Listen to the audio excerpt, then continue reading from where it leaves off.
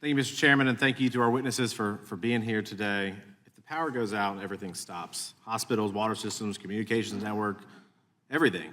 I think it's incredibly alarming, some of the testimony I've heard today about malign actors, nation states, and also others, China, Russia, Iran, North Korea, becoming more aggressive and sophisticated. I think reading, me personally preparing for this hearing, reading about China's preparations if there was a conflict on how to target our grid, that's really alarming, right? Like that's incredible stuff that we have to grapple with. And I'm glad that this committee, I think, is taking a holistic and serious approach to identifying ways in which we can be more resilient, right?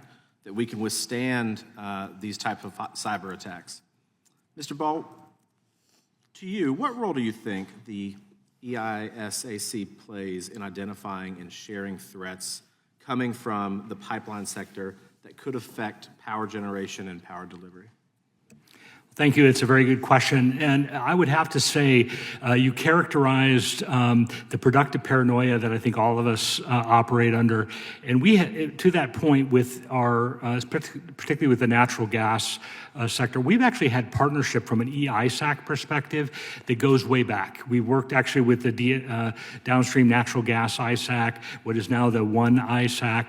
This is a network of information sharing that happens every day. We believe that the trades also work very closely together, meaning AGA, INGA, and our electric trades actually do work very close together and worry about the complex interdependencies between those different systems. Do you think, in that same vein, though, that you have sufficient visibility into pipeline sector threats, or are there any blind spots that Congress should consider for today's hearing? Well, I think we certainly have lots of insights into the threats that are part of it. I think what is particularly challenging is the dynamics of those systems when it comes to natural gas and the operational realities of those assets when in need to supply the electric sector. There's a lot of good, in fact, there was an excellent exercise that EEI facilitated that actually brought leaders together to tackle some of those issues, like how do we deal with these complexities when a very bad day happens. What about Congress? Are there blind spots that Congress needs to be aware of? It's hard to speak to that. I actually, have to believe we do not have perfect visibility. None of us should be able to claim that. And I think there's always an opportunity to improve there, so.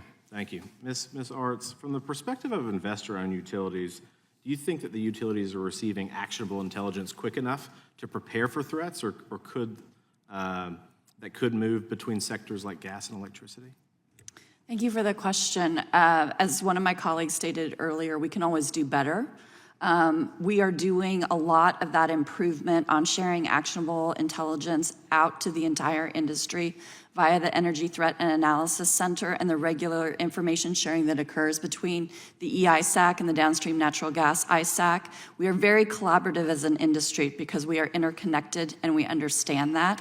So sharing this information to all of our peers throughout the country, across the industry, is incredibly important to guarding against the threat. Thank you for that. Mr. Lindahl, rural electric cooperatives are serve large geographic areas, less people, less resources oftentimes. Does cross-sector information sharing provide sufficient visibility for rural systems, or are there gaps that make that job much harder to manage for smaller utilities? It helps. There's always gaps because we don't know what we don't know, and we can always improve on that. But the information we get, we react, and we have the same processes in place that, like the information that an Xcel Energy would get. We utilize the same tools, the same resources, the same opportunities. Do you find that it's harder to manage from a rural electric perspective? It is, because our resources are sometimes very tried. It's hard to find the team, the staff that wants to live in rural America that has the expertise to do what we need to do.